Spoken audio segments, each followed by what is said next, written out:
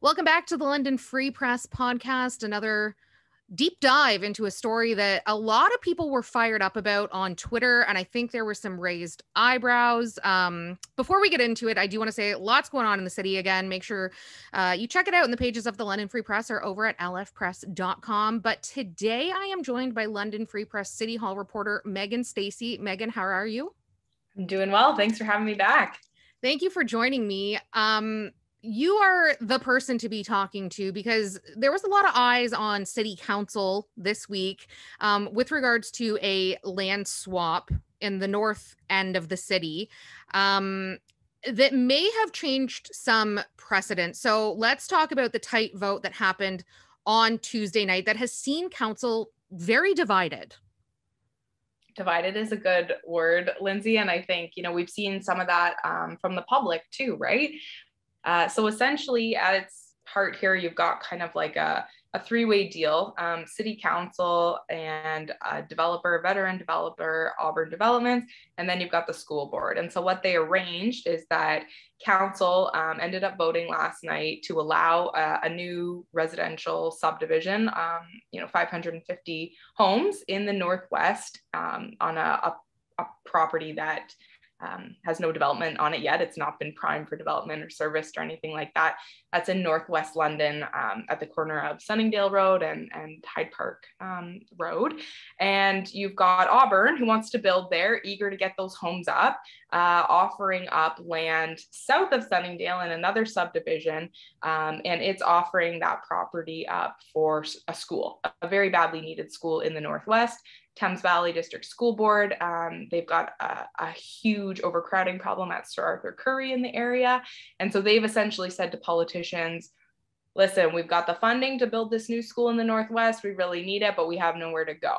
That's their story, okay? They can't find land. They've got to build this school. They have to have somewhere to put it. Auburn says, hey, we'll give you this land, but to offset what we're going to lose in development, we need city council to give us the green light to build elsewhere. And where is elsewhere? It's this plot on the edge of the urban growth boundary, right there at Sunningdale and Hyde Park Road. So city council signed off on that last night. So now the school board's saying, great, we don't have to expropriate any land for the school. We're going to build here. They've signed a letter of intent with Auburn. They're going to purchase that land, and Auburn's going to move the development and build a little bit more as well at this pocket in the Northwest. So obviously there is some division about that. You had one half of council essentially saying, this is a creative solution in order to find a place to build this school, which we really need. A lot of parents who are, have children at Sir Arthur Currie or are maybe thinking about moving to the area are saying, absolutely, like, get this done.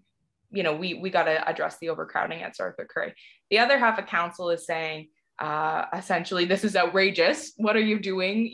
Cutting deals and getting involved in a process that really is not a city process to be involved in, right? Where you locate a school, City Hall doesn't decide that, the school board decides that. And so you had a lot of councillors, you mentioned precedent setting. That was Ward 9 councillor Anna Hopkins who said, listen, colleagues, we're going to set a very dangerous precedent here tonight by allowing development on the edge of the city, essentially sprawl, right? You've got low density single family homes and then some medium density in townhomes. That's what Auburn's planning to build out there. And, we're allowing that flies in the face of our policies. What about that inward and upward growth we're trying to build in order to curb that costly urban sprawl? What have we done here, right? So there was an 8-6 vote. And then later on in the evening, after Ward 14 councillor Steve Hillier had left, there was a 7-6 vote that almost went another way. We can talk about that next. But essentially, you've got a land swap, controversial deal going on here. And council said, yeah, it's worth it. We got to do this for the kids and the parents, even if it means, going against sort of the vision of that London plan and greenlighting a subdivision on the edge of town. I'm glad that you brought up the second vote, and we're absolutely going to get to that in just a minute. But I have to know, I was watching all of this unfold on Twitter, wasn't watching the meeting at all, just to be completely transparent about that. And I started to wonder, where is the school board in all of this? Really good question, Lindsay. So the school board has written a number of letters to council and to city politicians, because this has been a debate for many, many months. It's come along through different planning committee meetings and to council a couple of times at different stages. And so they've written letters to council, as I said earlier, saying, hey, we really need this space. And they have also addressed this issue a little bit of expropriation, because that is a power that the school board can use. They've got to appeal to the Ministry of Education, the province, to say, allow us to expropriate this land, because we all know schools are a basic tenet of our society, right? So if there is no room, a school board can say, hey, we're going to take this land to build the school that we need in this area. And so what they've essentially said to council, various school board officials, is expropriation will take longer if we can just iron out a deal here with the developer and they'll sell us the land. That's going to be a lot quicker. And obviously that's in the school board's interest and likely in the interest of some of those parents to address the overcrowding issue. There were a couple of concerns raised by counselors last night as well, though, saying the school board's never really addressed why they cannot just go ahead and expropriate that land. And there was also concern, Councillor Jesse Helmer has raised this a couple of times, saying, listen, the core issue here is an overcrowded school in the Northwest. Why would we allow 550 new families to move in, some of them with their own children? We're just going to be exacerbating the issue. This new school is going to have the same overcrowding problem in a couple of years. So, there's kind of some unanswered questions there. And I'll let you know what came up at the very end of the meeting as council was voting on its bylaws. So bylaws happen at the very end of the meeting, three readings of each. And that's what really puts into action the decisions that council's made earlier in the night. So in this case, you've got a final vote on the bylaw to rezone those lands where Auburn wants to build this low density and medium density housing. And Councillor Jesse Helmer said, listen, I'm going to take one more shot before we vote at this to try and convince you. And he appealed specifically to Councillor Van Holst, which was kind of an interesting scenario. Anyway, so he said, here's why you shouldn't do this. We've got lots of room to build. We've got lots of room to build inward and upward elsewhere in the city. Don't allow this type of building, on the edge of the city. And while this discussion is happening at the bylaws, so again, council's already approved the rezoning earlier in the meeting. You had Councillor Maureen Cassidy say, oh, I've been emailing with a school board trustee who tells me, the very early stages of the expropriation process has already happened.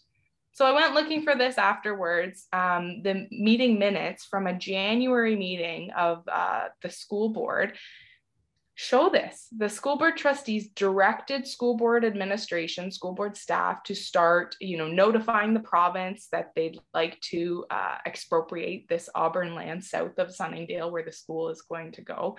They'd like to notify the property owner about getting started on this expropriation process. And that is completely different than, sort of the basis for the council discussion that was had earlier in the night. And Councillor Van Holst even said after hearing that, something to the effect of, wow, that makes a big difference. I might change my vote here.